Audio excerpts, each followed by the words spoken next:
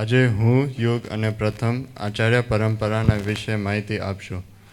ભગવાન સ્વામિનારાયણના માતા પિતાનું નામ ભક્તિ માતા અને ધર્મદેવ હતું. એમને 3 દીકરા હતા, રામપ્રતાપજી, ઘનશ્યામ મહારાજ અને ઈચ્છારામજી. રામપ્રતાપ વોઝ ધ ઓલ્ડેસ્ટ અને ઈચ્છારામજી વોઝ ધ યંગેસ્ટ. રામપ્રતાપજીનું પુત્રનું નામ અયોધ્યા પ્રસાદજી હતું અને ઈચ્છારામજીનું પુત્રનું નામ રાઘુવીરજી મહારાજ હતું. ભગવાન શ્રી સ્વામિનારાયણ બંને ભાઈઓના દીકરાને દાતપુત્ર તરીકે સ્વીકારી તેમને બંને ગાદીની જવાબદારી સોંપી. રાઘુવીરજી મહારાજ લક્ષ્મીનારાયણ દેવના ગાદીના પહેલા આચાર્ય હતા અને અયોધ્યા પ્રસાદજી મહારાજ નરનારાયણ દેવ ગાદીના પહેલા આચાર્ય હતા. અયોધ્યા પ્રસાદજી મહારાજનો જન્મ 25 મે 1809માં થયો હતો. તેઓ 10 નવેમ્બર 1826ના આચાર્ય બન્યા હતા અને તે સમયે તેમની ઉંમર 17 વર્ષની જ હતી. He also wrote his comment in Shikshapatri in Sanskrit on Satsangi Jivan named Tattva Deepika. Ayodhya Prasadji મહારાજ ઘણા ગામમાં મંદિર બંધાયા હતા. તેમને બદરોલી, ઈદર, સિદ્ધપુર, માંડવી, કચ્છ, ચપૈયા જેવા ગામમાં મંદિર બંધાયા હતા. અયોધ્યા પ્રસાદજી મહારાજનો અક્ષરનિવાસ 18 નવેમ્બર 1868માં થયો હતો. તેઓ 42 યર્સ માટે આચાર્ય હતા અને સંપ્રદાયની ઘણી સેવા કરી હતી. હવે પ્રથમ અમદાવાદ દેશના બીજા અને ત્રીજા આચાર્યના વિશે માહિતી આપશે. Keshav Prasadji Maharaj, the son of Ayodhya Prasadji Maharaj, was born on the 16th of April 1835 in Ahmedabad, near his ancestral house near Ragmo. He was blessed with all the divine qualities of the Holy Family. His youthful energies were directed towards the worship and devotion. He followed the footsteps of his father and consistently served the Gadi.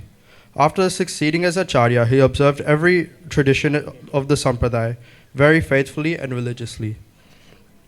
After serving the Gadi for nearly 22 years, he passed it down to his son, Acharya Sri Purushottam Prasadji Maharaj. The third Acharya of the Naranayan Dev Gadi was Purushottam Prasadji Maharaj. He was born on the 7th of April 1870. It was difficult for him to tolerate an iota of dishonor towards the worship and devotion. He used to move around various towns and villages with the view to propagate the ideals preached by Bhagwan Sri Swaminarayan. He encouraged literature and creativity. He also inspired different constructions and architectural designs for mandirs.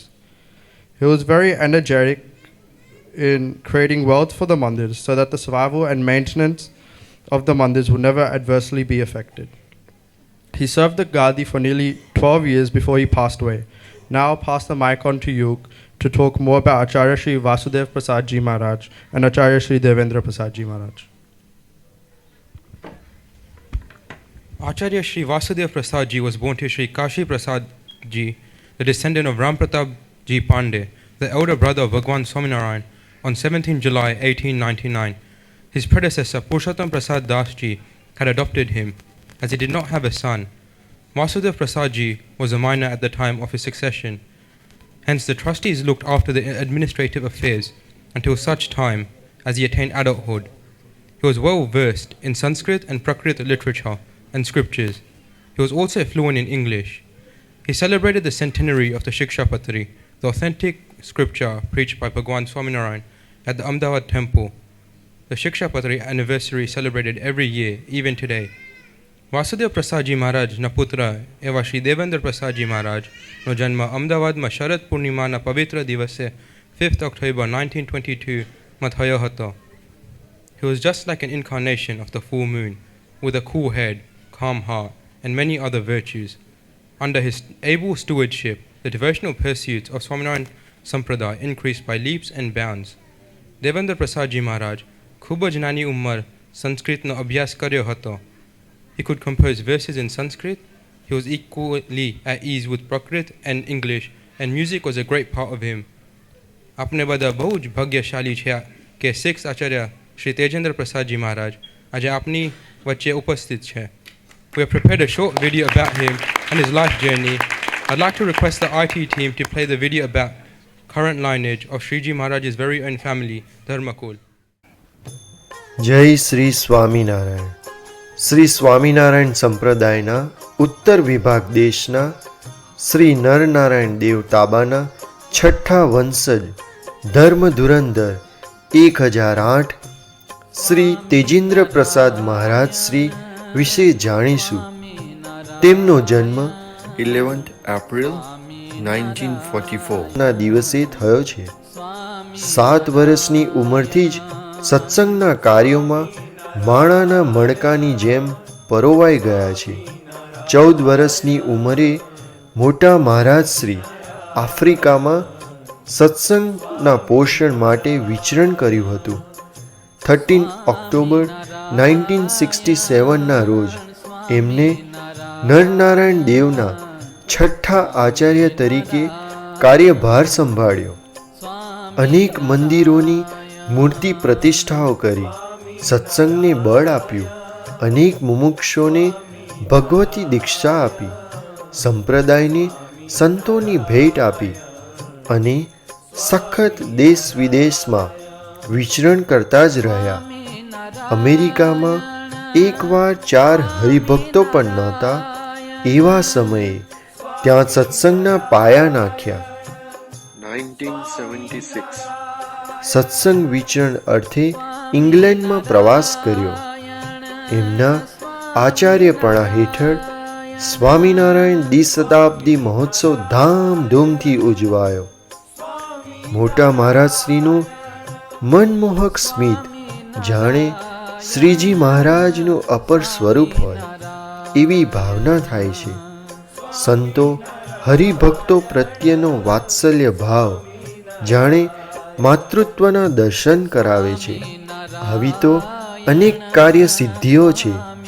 એમને સંગીતની શ્રીજી મહારાજની જેમ પરખ છે. શાસ્ત્રોનો ખૂબ અભ્યાસ છે. એવા આપણા મોટા મહારાજ શ્રી 2004માં આપણા વર્તમાન આચાર્ય ધર્મ ધુરંધર 1008 શ્રી કૌશલેન્દ્ર પ્રસાદજી મહારાજને ઉત્તર વિભાગની ગાદી સોંપી, પણ સત્સંગમાંથી નિવૃત્ત નથી થયા. એમનું સત્સંગ વિચરણ સખત ચાલુ જ રહ્યું.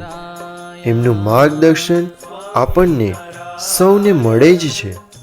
આપણે સૌ હર્ષની અને આનંદની લાગણી અનુભવી શકીએ એવું ન ભૂતો ન ભવિષ્યતી એવું શ્રી સ્વામિનારાયણ મ્યુઝિયમની ભેટ આપી.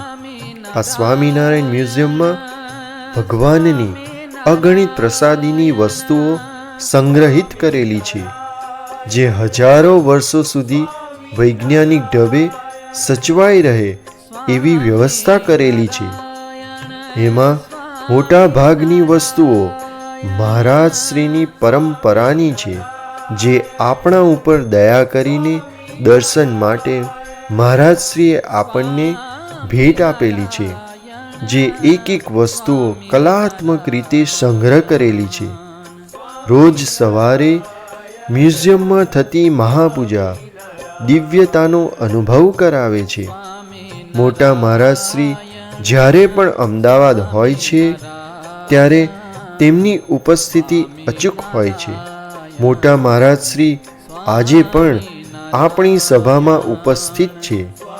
અને હા, આપણે જે ઇન્ટરનેશનલ સ્વામિનારાયણ સત્સંગ ઓર્ગેનાઇઝેશન ISSO મંદિરમાં સત્સંગ કરી રહ્યા છે એની સ્થાપના 1978માં મોટા મહારાજશ્રીએ કરી છે. આવા તો અગણિત ઉપકાર આપણા પર છે.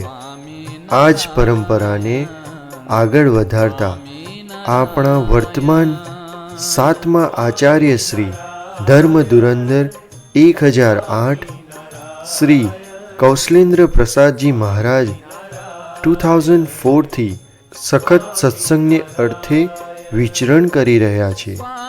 આપ સૌને જણાવતા ગર્વ અનુભવ થાય કે મહારાજશ્રીએ ગાદી પર વિરાજમાન થઈને સૌ પ્રથમ વિદેશમાં મંદિરની પ્રાણ પ્રતિષ્ઠા કરી હોય તે ISSO શ્રી સ્વામિનારાયણ મંદિર બ્લેકટાઉન સિડની છે. એ જ ધર્મકુળ પરંપરામાં આપણું ઉજ્જવળ ભવિષ્ય કહેતા લાલજી મહારાજ શ્રી વ્રજેન્દ્ર પ્રસાદજી મહારાજ ખૂબ સત્સંગ વિચરણ કરી રહ્યા છે અને નરનારાયણ દેવ યુવક મંડળના પાયા વધારે ને વધારે મજબૂત કરી રહ્યા છે.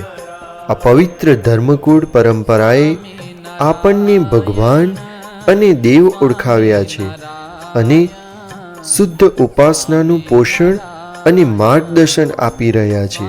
આવા પવિત્ર ધર્મકુળના ચરણોમાં કોટી કોટી વંદન. જય શ્રી સ્વામિનારાયણ.